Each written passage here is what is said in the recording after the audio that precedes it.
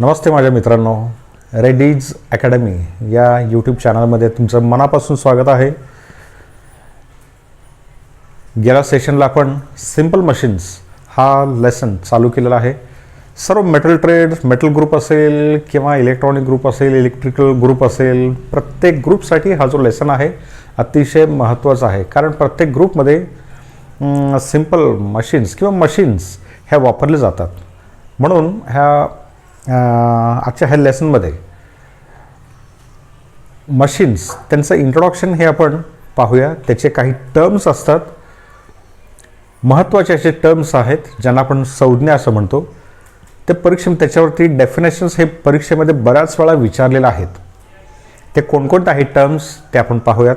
गेल्या सेशनला तुम्हाला माहिती आहे, आपण पाहिलेलं आहे की सिंपल मशीन्स त्याचं इंट्रोडक्शनमध्ये आपण पाहिलं आहे की मशीन्स हे वापरण्यापाठीमागे उद्देश काय आहे.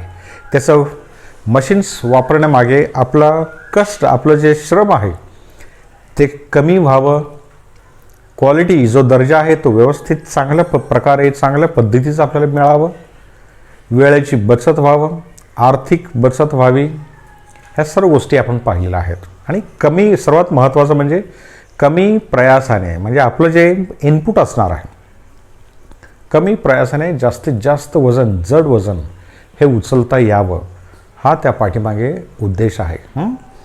या आपण जास्त वेळ न दवडता आपण ह्या सिंपल मशीन्स ह्याच्यामध्ये जे महत्त्वाचे टर्म्स आहेत किंवा ज्या महत्त्वाच्या संज्ञा आहेत त्या कोणकोणत्या आहेत आणि काय आहे ते आपण पाहूया. परीक्षेमध्ये जवळपास प्रत्येक परीक्षेमध्ये ह्याच्यावरचे प्रश्न हे आहेतच. पहा, ह्यामध्ये सर्वात पहिली यांत्रिक फायदा असं म्हणतात मराठीमध्ये. यांत्रिक फायदा, ज्याला मेकॅनिकल ॲडव्हान्टेज, शॉर्टमध्ये त्याला MA असं म्हणतात. मेकॅनिकल ॲडव्हान्टेज किंवा यांत्रिक फायदा. हे काय, हे यांत्रिक फायदा ह्या शब्दातच अर्थ आहे. पहा, यांत्रिक फायदा म्हणजे थोडक्यात यंत्रांचा उपयोग करून आपल्याला काय फायदा आहे त्याचं डेफिनेशन म्हणजेच यांत्रिक फायदा आहे. किंवा दुसऱ्या शब्दात, कमी प्रयासाने जास्तीत जास्त वजन उचलणे हा यंत्राच्या पाठीमागचा उद्देश आहे. हे करत असताना वजन, उचललं जाणारं वजन आणि लावलेलं आपला जोर, ओके, ज्याला आपण प्रयास आपण म्हणतो, त्यांचा जो रेशो आहे, त्यांचं जे प्रमाण आहे त्या प्रमाणालाच यांत्रिक फायदा असं म्हणतात. ह्याला इंग्लिशमध्ये असं म्हणतात, mechanical advantage is the ratio of the load and the effort which is applied by our self. Okay, पहा इथे सिंपल असं त्याचं डेफिनेशन आहे. लोड टू बी लिफ्टेड म्हणजे वजन जे उचलायचं आहे, ठीक आहे, load divided by effort which is applied. Okay, the load to be lifted divided by effort which is applied. म्हणजेच काय, वजन जे उचलायचं आहे आणि भागिले प्रयास जे आपण लावणार आहोत. ठीक आहे, सिंपल ह्याच्यामध्ये असं लिहू शकता तुम्ही, वजन भागिले प्रयास किंवा load divided by effort. Effort, प्रयास म्हणजे आपण जे बल लावतोय. पहा, कोणतंही वजन असेल, उचलायचं आहे, कोणतंही काम करायचं असेल, तिथं थोडंफार का होईना आपलं इनपुट हा आपलं पाहिजेच, हो की नाही. तिथं आपलं थोडं का होईना आपलं परिश्रम, आपला वाटा तिथे पाहिजेच आहे. ओके, बरं, फॉर एक्झाम्पल आता सर्व काम हे मशिनरीकडूनच होत असतील, पण त्याला ॲटलिस्ट चालू करणे, त्याला फिडिंग करणे, म्हणजे वर्कपीस फिडिंग करणे किंवा प्रोग्रामिंग करणे, हे तर आपले इनपुट आहे की नाही, ते तर असतं की नाही. Yes, of course. अशा प्रकारचं हे इफर्ट आहे. लोड, जे वजन उचलायचं आहे. आता हे आपल्याला यांत्रिक मशीन, हा पण हे मेकॅनिकल, आपण टेक्निकल ह्या फील्डमध्ये आपण येतो. म्हणताच कमीत कमी प्रयास, कमीत कमी आपला इनपुट, आपलं बल लावून जास्तीत जास्त वजन उचलणे, एका ठिकाणाहून दुसरीकडे सरकवणे किंवा वर असलेले खाली उतरवणे, ह्या सर्व गोष्टी ह्या होत असतात. म्हणून ठीक आहे, आता हे इथं लोड टू बी लिफ्टेड आहे किंवा तिथं लोड टू बी शिफ्टेड असं होईल, हो की नाही, एका ठिकाणाहून दुसरीकडे शिफ्ट करण्यासाठी. उदाहरणार्थ क्रेन्स आपण वापरतो, मोठं जड, ज्याला बुलडोझर्स म्हणतात किंवा ज्याला अर्थ मूवर्स असं म्हणतात. एका ठिकाणाहून आजोरा, जे मातीचं जे असतं ढीग, ते उचललं जातं आणि दुसरीकडे शिफ्ट केलं जातं, किंवा खड्डा मारला जातो, तिथलं सर्व उचलून डंपरमध्ये हे फीड केलं जातं, म्हणजे लोड केलं जातो, ओके ना. अशा प्रकारचं वजन भागिले प्रयास. वजन आणि प्रयास यांचा जो गुणोत्तर आहे, ह्यांचा जो रेशो आहे, load and effort, that is called यांत्रिक फायदा किंवा मेकॅनिकल ॲडव्हान्टेज. अतिशय साधा आणि सोपा आहे. वजन भागिले प्रयास, ह्याला शॉर्टमध्ये W/P. W म्हणजे लोड, वजन, आणि P फॉर प्रयास, ज्याला आपण बल म्हणतो, आपलं फोर्स. लक्षात येईल तुम्हाला तुमच्या. Mechanical advantage is equal to W/P, किंवा वजन भागिले प्रयास, किंवा लोड बाय इफर्ट, किंवा the load to be lifted and the effort which is applied, असं त्या ठिकाणी ह्याचं डेफिनेशन आहे. परीक्षेमध्ये बऱ्याच वेळा हे विचारलेलं आहे. आणि पहा ह्याच्यात पहा थोडक्यात वजन आणि प्रयास. वजन हे जास्तच असणार आहे, आपण जे इनपुट लावतो त्यापेक्षा वजन हे जास्तच असतं. लोड हे इफर्टपेक्षा जास्तच असतं. पहा, इफर्ट हे लोडपेक्षा नेहमीच जास्त असतं. आपण जे इनपुट देणार आहोत त्याच्यापेक्षा वजन, उचलायचं जे वजन आहे ते नेहमीच जास्त असतं. म्हणून MA is always greater than 1. परीक्षेमध्ये बराच वेळा हे विचारलेलं आहे. The value of mechanical advantage is always dash dash than 1. Dash dash म्हणजे काय, greater or lesser. Mechanical advantage, यांत्रिक फायदा ही नेहमीच, यांत्रिक फायद्याची किंमत ही नेहमीच 1पेक्षा जास्त असते किंवा 1पेक्षा मोठी असते. हे ह्या रेशोवरून तुम्हाला काढता येईल. समजा फॉर एक्झाम्पल वजन हे उचलायचं आहे 500 kg, 500 किलोग्रामचं, तर त्यासाठी इफर्ट हे 50 किलोग्राम असेल. एक्झाम्पलसाठी 50 किलोग्राम, तर किती झालं, हे किलोग्राम कॅन्सल झालं, हा एक शून्य कॅन्सल झालं, 5 × 5, 5 × 10 = 50. म्हणजेच काय झालं, MA इज 10. ओके, 1पेक्षा मोठी आली किंमत.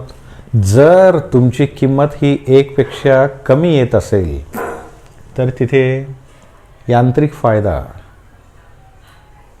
नाही, असा अर्थ आहे. हे पहा, मशीन उचलण्या पाठीमागे उद्देश काय असतो, आपला प्रयास हा कमी पाहिजे आणि कमी प्रयास वापरून जास्तीत जास्त वजन उचलणे, हा त्या पाठीमागे उद्देश असतो. पण अशाही काही मशीन्स असतात की जिथे मात्र ह्याच्या उलट होतं. ते आपण पुढे पाहूया लिव्हर्स ह्या चॅप्टरमध्ये. असे काही मशीन्स आहेत की जिथे वजन हे कमी असतं आणि आपण लावलेलं इफर्ट हे जास्त असतं. ओके, अशा ठिकाणी मात्र the value of MA is less than 1. 1पेक्षा कमीही असते किंवा असू शकते, होऊ शकते ते. ठीक आहे, ते आपण पुढे पाहूया. पण एकंदरीत हे लक्षात घ्या, mechanical advantage, load by effort किंवा वजन भागिले प्रयास, W/P, आणि हे MA is always greater than 1, ह्या काही गोष्टी आहेत त्या लक्षात ठेवा. ह्याला आउटपुट असंही म्हणतात. Okay, machine output. ठीक आहे. मशीन आउटपुट, वजन उचलायचं आहे, ठीक आहे. एवढंच लक्षात ठेवा, मशीन आउटपुट. पुढचं यांत्रिक वेग गुणोत्तर. यांत्रिक वेग गुणोत्तर ज्याला मेकॅनिकल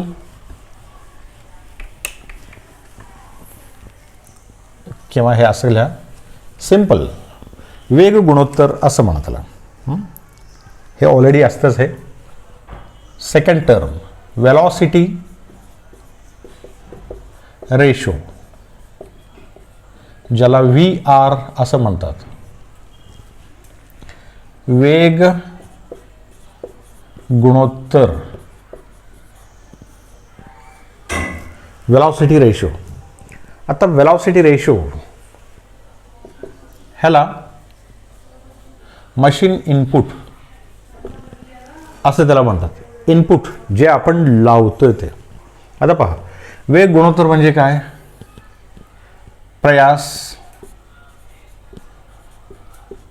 प्रयासाने चाललेले अंतर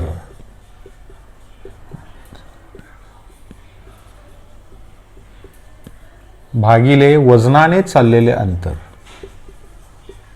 वजनाने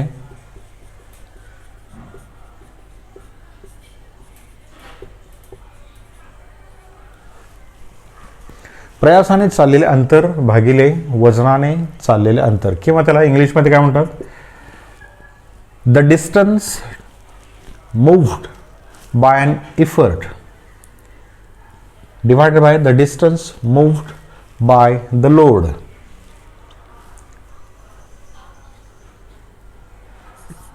distance moved by an effort by distance moved by load. हे असं आहे त्याचा वेग गुणोत्तर, किंवा ह्याला VR असं म्हणतात. ह्याच्यामध्ये पण लक्षात घ्या, VR ची किंमत वेलॉसिटी रेशो ह्याची देखील किंमत हे 1 पेक्षा जास्तच असू शकते. पण जसं मी तुम्हाला सुरुवातीला सांगितलं की मेकॅनिकल ॲडव्हान्टेजची किंमत ही नेहमीच 1 पेक्षा जास्त असते. पण काही मशीन्समध्ये मेकॅनिकल ॲडव्हान्टेजची किंमत ही 1 पेक्षा कमी असू शकते. सेम त्याच केसेसमध्ये वेलॉसिटी रेशोची किंमत देखील 1 पेक्षा कमी ही त्याच कंडिशनमध्ये होते. Otherwise the value of mechanical advantage and the value of velocity ratio are always greater than 1. कारण वजन हे कमी अंतर उचललं जातं. म्हणजे जेवढं वजन उचललं जातं, जेवढं अंतर हे उचललं जातं त्यापेक्षा जास्त अंतर हे प्रयासाचं असतं. फॉर एक्झाम्पल इथं लक्षात घ्या, ट्रापॉइड लावली इथं आपण. ओके, इथं चेन पुली ब्लॉक आहे. चेन पुली ब्लॉक मशीन उचलायचं आपल्याला. हे मोठं मशीन आहे, ह्याला इथं हुक असतं, ह्याला इथं बांधलं आपण आणि वर उचललं. ह्याला चेन असतात. ओके, इथं एक माणूस आहे, ह्याला हातात पकडलेला आहे, तो थांबलाय. तो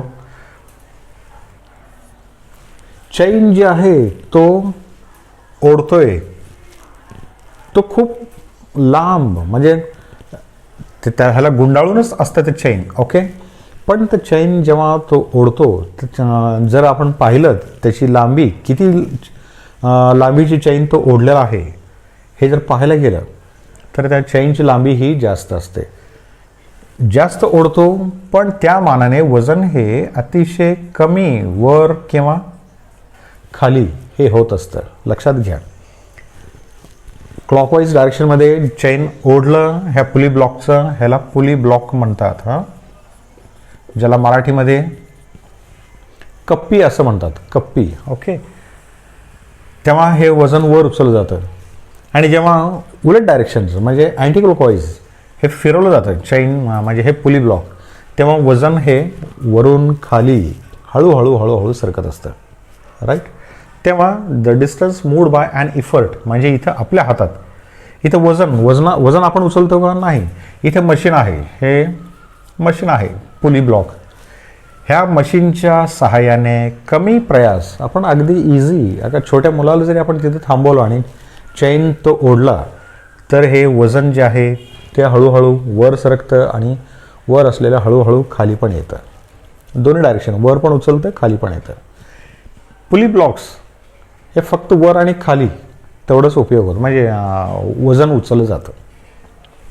जर शिफ्टिंग करायचं असेल तर तिथे पुली ब्लॉक्सचा उपयोग होत नाही, तिथे क्रेन्सचा उपयोग होतो. बरेचसे जे फाउंडरीज आहेत किंवा जे मोठ्या इंडस्ट्रीज आहेत मेटल इंडस्ट्रीजमध्ये, त्या ठिकाणी हे पण असतात आणि वर गर्डल्सवरती क्रेन्स पण असतात. ओके सर, प्रत्येक गोष्ट हे रिमोटवरती ऑपरेट हे केलं जातं, वजन ते उचललं जातं पहिल्यांदा आणि नंतर मग पुढे ह्या सेक्शनमधून त्या सेक्शनमध्ये, त्या सेक्शनमधून पलीकडच्या सेक्शन, पलीकडच्यामधून असेंब्लीकडे, हे अशा प्रकारे मटेरियल्स असतील, कच्चा माल असेल किंवा त्या प्रोसेसमधलं काही मशीन्ड पार्ट्स असतील किंवा फिनिश्ड प्रॉडक्ट असेल, काहीही असेल, उचललं जातं आणि पुढे सरकवलं जातं आणि सर्वात शेवटी पुन्हा खाली हे उतरवलं जातं. ठीक आहे. Distance moved by an effort किंवा प्रयासाने चाललेले अंतर हे वजनाने चाललेल्या अंतरापेक्षा जास्त असतं, हे जास्त असतं हे. म्हणून इथे देखील व्ही आरची किंमत, वेग गुणोत्तरची किंमत इज ऑलवेज ग्रेटर दॅन 1. ह्याची पण किंमत ही नेहमीच 1 पेक्षा मोठीही असते, मोठीच असते. पण पुन्हा पुन्हा सांगतो मी, नेहमीच असं होतं अशातला भाग नाही, पण काही एखाद दुसरं कंडिशन्स आहे, एक कंडिशन आहे किंवा लिव्हरमधलं किंवा ह्या मशीनचंच एक पार्ट आहे लिव्हर. मशीनचे बरेचसे प्रकार आहेत, त्यातलं तरफ किंवा लिव्हर, ह्याचे 3 प्रकार आहेत, त्यातला एक प्रकार जो आहे त्यामध्ये व्ही आरची किंमत आणि मेकॅनिकल ॲडव्हान्टेजची किंमत, यांत्रिक फायद्याची किंमत आणि वेग गुणोत्तर यांची किंमत ही 1 पेक्षा कमी असते. अदरवाईज 1 पेक्षा किंमत ही नेहमीच जास्त असते. आणि ह्याला काय म्हणायचं, मशीन इनपुट जे आपण लावतोय. आता इथं पहा, हे प्रयासाने चाललेलं अंतर आणि वजनाने चाललेलं अंतर, ह्याला मशीन इनपुट असं म्हणतात. मशीन आउटपुट काय सांगितलं आपण, मेकॅनिकल ॲडव्हान्टेज, ज्याला आपण यांत्रिक फायदा असं आपण म्हणतो. ठीक आहे. आता हे दोन्ही गोष्टी लक्षात आल्या. पुढे आपण पाहूया इफिशियन्सी, ज्याला आपण कार्यक्षमता असं आपण म्हणतो. कार्यक्षमता लिहा फास्ट. यांत्रिक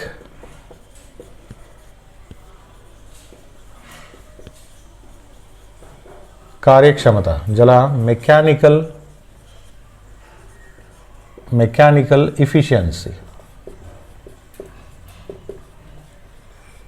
ज्याला ME असं म्हणतात शॉर्टमध्ये, आणि हे टक्केवारीमध्ये काढलं जातं. आपण बराच वेळा ऐकतो की हे पर्टिक्युलर हे मशीन आहे, ह्या मशीनची कार्यक्षमता अतिशय एक्सलंट आहे, 90% त्या मशीनचं इफिशियन्सी आहे किंवा कार्यक्षमता ही 90% आहे. हे मशीन आहे ह्याची कार्यक्षमता ही 80% आहे, पण हे मशीन आहे ह्याची कार्यक्षमता फक्त 35% आहे बोललं जातं. आता हे कार्यक्षमता कशा प्रकारे काढलं जातं, कशा पद्धतीने कॅल्क्युलेट केलं जातं, हे पण आपण शिकणार आहोत. हे पण जनरल कार्यक्षमता जी असते कोणत्याही मशीनचं, आउटपुट डिवायडेड बाय इनपुट असतं. Okay, output divided by input. आता आपण शिकलेल्या पद्धतीत आउटपुट म्हणजे काय लिहिलं आपण, MA, ज्याला आपण यांत्रिक फायदा आपण म्हटलंय, आठवतं का.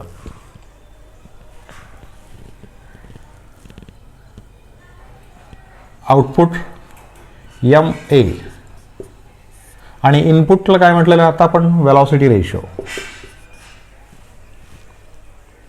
आणि हे टक्केवारीमध्ये काढायचं आहे आपल्याला, गुणिले 100.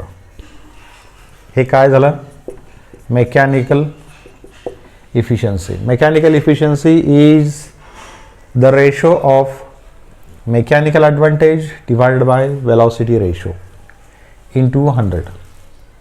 ओके, कसे पहा हे प्रूफ करण्यासाठी. आता हे कसं आलं हे जर तुम्ही कदाचित विचारलं तर मी तुम्हाला ते पण दाखवतो नेमकं काय आहे. आउटपुट जनरल मेकॅनिकल इफिशियन्सीचा आउटपुट बाय इनपुट. आउटपुट आपण काय लिहिलं, आउटपुट म्हणजे काय, वजन आणि वजनाने चाललेलं अंतर. हे पहा, कार्य, आउटपुट कार्य आणि इनपुट कार्य हे दोन्ही आपण लक्षात घ्या.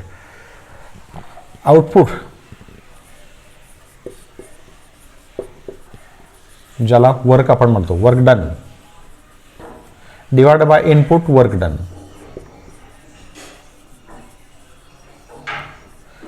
Output work done. आता वर्क म्हणजे काय, फोर्स इंटू डिस्प्लेसमेंट आपण शिकलोय. वर्क म्हणजे काय, फोर्स इंटू डिस्प्लेसमेंट म्हणजे बल गुणिले विस्थापन. बल उचललाय आणि त्याच्यामध्ये कोणत्याही प्रकारचं विस्थापन झालेलं नाही तर त्याला तिथे कार्य झालं असं आपण म्हणता येणार नाही. बल उचललेलं आहे त्याच ठिकाणी थांबलं आहे. डिस्प्लेसमेंट कुठं आहे का, पुढे मागे वर खाली कोणताही x x Y Y Z Z कोणत्याही डायरेक्शन आहे त्याचं मोमेंट आहे का तिथे, नाही. जर मोमेंट विस्थापन जर 0 असेल तर तिथे वर्क डन हे 0 असणार आहे, 0 असणार आहे. हां, वजन उचललं आणि थोडंसं का अंतर पुढे गेलं, मागे आणलं, वर गेलं, खाली गेलं, कोणत्याही डायरेक्शन नाही, त्यामध्ये जर हालचाल होत असेल, डिस्प्लेसमेंट होत असेल, स्थलांतर होत असेल, विस्थापन होत असेल तर तिथे कार्य झालं असं आपण म्हणतोय. आता हे output work done divided by input work done. आता आउटपुट वर्क डन म्हणजे काय, आउटपुट काय असतं, load into distance moved by load. म्हणजे काय, वर्क डन म्हणजे काय सांगितलं तुम्हाला, बल गुणिले विस्थापन. आता इथे आउटपुट वर्क डन काढायचं. आउटपुट काय आहे, वजन गुणिले वजनाने चाललेले अंतर. बरोबर आहे की नाही, वजन उचललं आणि वजन किती अंतर चाललं, पुढे 2 मीटर चाललं एक्झाम्पलसाठी, किंवा खाली ठेवलेलं होतं वजन पकडलं आणि त्याला उचललं, किती मीटर वर उचललं, 4 मीटर वर उचललं, झालं की नाही विस्थापन, त्याला तिथे कार्य झालं असं आपण म्हणतो. वजन 50 किलोग्रामचं वजन, फॉर एक्झाम्पल 500 किलोग्रामचं वजन वर उचललं आणि त्यात 2 मीटर पुढे गेलं म्हणजे कार्य किती झालं, 500 गुणिले 2 मीटर, 500 गुणिले 2 1000 किलोग्राम मीटर हे त्याचं आउटपुट वर्क डन असेल. आता तसंच इनपुटचं वर्क डन पण असेल ना, आपण काय फोर्स लावलं आहे, आपण काय बल लावलेलं आहे ते देखील असतं, डिवायडेड बाय इनपुट. आता इनपुट आपण काय लावतो, इफर्ट लावतो, प्रयास लावतो, बल लावतोय. इफर्ट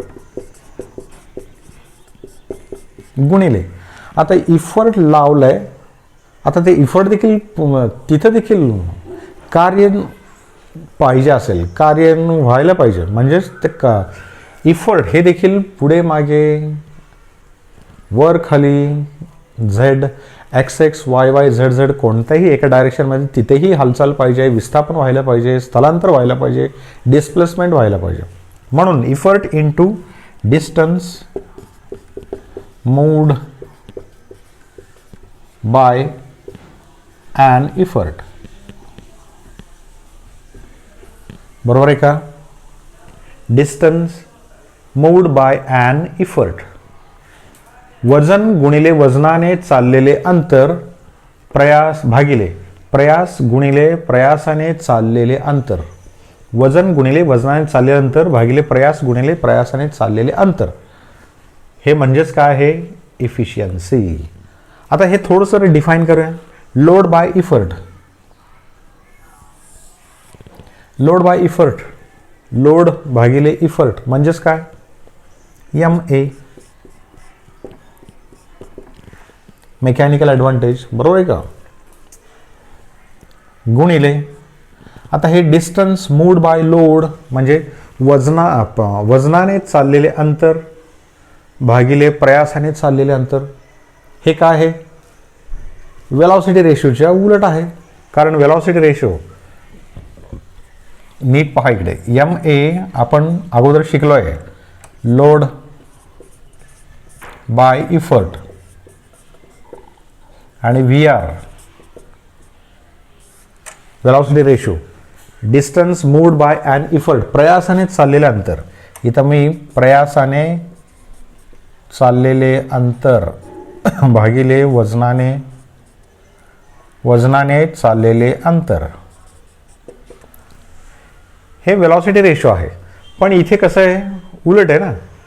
इथं प्रयासाने चाललेलं अंतर वर आहे पण इथं खाली आहे. इथं वजनाने चाललेलं अंतर इथं खाली आहे पण इथं वर आहे. म्हणतानाच हे काय झालं, 1/VR. 1 हे 1 आहे.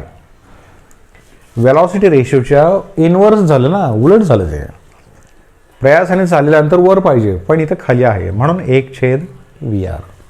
आणि म्हणूनच MA डिवाइडेड बाय VR. आणि हे पर्सेंटेजमध्ये पाहिजे असतं म्हणून 100%. आलं लक्षात? हे output work done by input work done. Output work done हे load into distance moved by load, आणि इनपुट वर्क डन म्हणजे काय असतं, effort into the distance moved by and effort. म्हणून हे MA इंटू 1/VR आलं. MA/VR into 100. समजलं हे तुम्हाला? काय काय पाहिलं पहा. आपण मेकॅनिकल ॲडव्हान्टेज पाहिलं, वेलॉसिटी रेशो पाहिलं, आणि मेकॅनिकल इफिशियन्सी आपण पाहिलं. मेकॅनिकल इफिशियन्सीचं सूत्र हे लक्षात ठेवा, percentage mechanical efficiency, mechanical advantage by velocity ratio into 100. आता कोणतंही मशीन, कोणतंही यंत्र घेतलं की त्या मशीनची कार्यक्षमता ही 100% कधीच नसते. 100%पेक्षा कमीच असते. जे आपण इनपुट लावतो तेवढं आउटपुट हे मिळत नाही. ओके. आता आपण प्रत्येक जे मोटर्स, इलेक्ट्रिक मोटर्स असतील किंवा इंजिन्स असतील त्याच्यावर एक नेमप्लेट दिलेलं असतं. इनपुट पॉवर एवढं, आउटपुट ह्याचं एवढं. 7. आता मोटरसायकलचं एक्झाम्पल जर घेतलं आपण, हिरो होंडा मोटरसायकल किंवा जे असेल हिरो होंडाचं, त्याचं 7.5 BHP असतं. BHP 7.5. हे 7.5 BHP म्हणजे काय, ब्रेक हॉर्स पॉवर. त्याला इनपुट आपण जे देतो त्याला input horse power, indicated horse power, ज्याला इनपुट पॉवर म्हणतो. आणि BHP म्हणजे काय, त्याला आउटपुट पॉवर असतं. इनपुट पॉवर जेवढं असतं तेवढं आउटपुट पॉवर हे कधीच निघत नसतं. बरंचसं पॉवर हे फ्रिक्शनलमुळे लॉसेस होतात, म्हणजे कमी होतात. मशीन्सचे अनेक जे पार्ट्स असतात तिथे एकमेकांच्या कॉन्टॅक्टमध्ये असतात, घासली जातात. अशामुळे काही फ्रिक्शनल लॉसेस होतात, काही हीट लॉसेस होतात, काही अजून अशा प्रकारे लॉसेस होतात, आणि त्यामुळे आउटपुट हे आपल्याला कमी मिळते. ठीक आहे. पण कार्यक्षमता हे जे आहे, इथंच लिहितो मी, कार्यक्षमता, ज्या मशीन्सची कार्यक्षमता 100% असते ही कसं इमॅजिनरी असते. ओके, काल्पनिक असते. ज्या मशीन्सची कार्यक्षमता 100% असते, 100%, 100% कार्यक्षमता जर असेल एखाद्या मशीनचं, तर त्या मशीनला काय म्हणतात, आयडियल मशीन.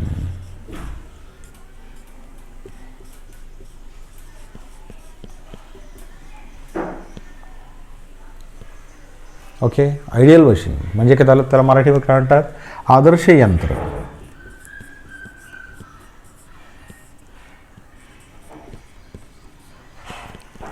ओके नाही, आपण बऱ्याच वेळा आपण म्हणतो की तुम्ही माझे आदर्श आहात, ओके नाही, वगैरे वगैरे. पूर्ण अगदी फुल कॅपेबल असेल तर त्यालाच आपण आदर्श असं आपण म्हणतो. तसं ज्या मशीनची कार्यक्षमता, ज्या यंत्राची कार्यक्षमता 100% असेल त्या यंत्राला आदर्श यंत्र असे म्हणतात. पण practically it is not possible. प्रात्यक्षिकरित्या हे शक्य नाही. कोणत्याही जगातलं असं मशीन नाही की ज्या मशीनची कार्यक्षमता ही 100% असते. मे बी त्याची कार्यक्षमता ही मेकॅनिकल इफिशियन्सी ही यंत्राची कार्यक्षमता ही 95% असेल, 96% असेल, मे बी 99% पण असू शकेल, पण 100% कधीच नसते. ठीक आहे. आज आपण इथपर्यंत पाहिलं. हे टर्मिनॉलॉजी जे आहे ते परीक्षेमध्ये हमखास विचारतात. बाहेर तुम्ही जेव्हा कुठे इंटरव्ह्यू जाल तिथे देखील ह्याच्यावरचे प्रश्न हे डेफिनेटली हमखास पद्धतीने विचारतात, विचारलेले आहेत आणि विचारणार. कारण हे महत्त्वाचा सब्जेक्ट आहे, महत्त्वाचा पार्ट आहे. तर हे टर्मिनॉलॉजी तुम्ही नीट लक्षात घ्या, समजावून घ्या. ह्याच्या पुढे आपण नेमके मशीन्स कोणकोणते आहेत आणि त्या मशीन्सची कार्यक्षमता कशा प्रकारे काढली जाते. कार्यक्षमता म्हणजेच काय सांगितलं, MA by VR. MA by VR. आता हे मेकॅनिकल ॲडव्हान्टेज हे आपल्याला काढता येतं वजन भागिले प्रयास, पण वेलॉसिटी रेशो ही जी आहे ते प्रत्येक मशीनची वेगवेगळ्या पद्धतीने काढली जाते आणि ते कशा प्रकारे काढली जाते हे आपण शिकणार आहोत. परीक्षेमध्ये ह्याच्यावरचे देखील प्रश्न असतात की अमक्या ह्या मशीनची वेग गुणोत्तर किती आहे, अमक्या ह्या मशीनची वेग गुणोत्तर काय आहे हे विचारतात. तर ते तुम्हाला सोडवता येईल, ते तुम्हाला लिहिता येईल. तर समजून घ्या. जर ह्याच्यातलं काही समजलं नसेल तर तुम्ही मला फोन करून देखील विचारू शकता. घरीच राहा, सुरक्षित राहा, काळजी घ्या. ओके. जय हिंद.